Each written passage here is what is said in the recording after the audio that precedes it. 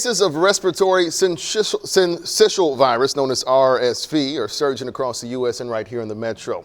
That has health experts sounding their alarm. So tonight we're going in depth on this topic. RSV is essentially a common cold, but it can have really serious effects on people with weakened immune systems, especially on babies. That's something one local mom knows all too well.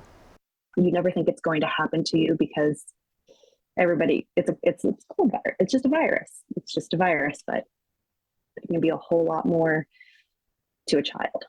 Yeah, it can be deadly, especially for babies. Doctors say the pandemic played a role in why RSV cases seem to be on the rise now. A word of warning, doctors also say it's not just infants and toddlers. Keep in mind, older kids can get it too. In fact, our girls 7 and 9 just had it about a month ago. Their coughs were awful.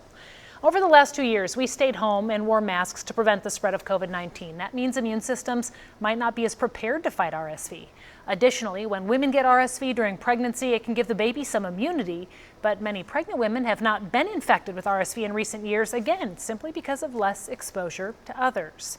Tonight, one mother whose 3-year-old daughter survived RSV is sharing her story. KSHP 41 News reporter Leslie Delaspore shows us how RSV affects small children.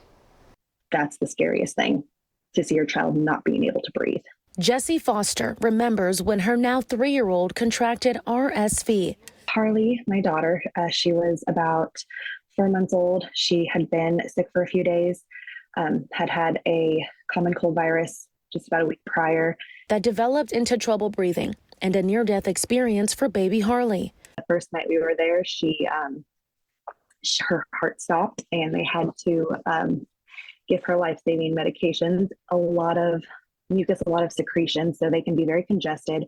They can it can look like just a common cold. It can look like allergies. It's an infection Dr. Mike Lewis says is impacting young children in the Kansas City area. Kind of started cascade of quite a bit of wheezing and respiratory distress issues. Children's Mercy says the spread of RSV is growing with 153 cases last week, up from 122 weeks ago and 75 cases 3 weeks ago. Dr. Lewis adding this virus can be more than just a cold. That it actually gets deeper than just kind of their upper respiratory tract infection. It does get into their lungs.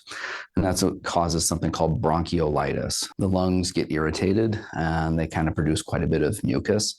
And so you hear a lot of wheezing. You hear kind of a lot of almost like Rice Krispie crackly stuff when you listen to their lungs. Although there are no treatments or vaccines to cure RSV, it's important families pay attention to the slightest difference in their children's health.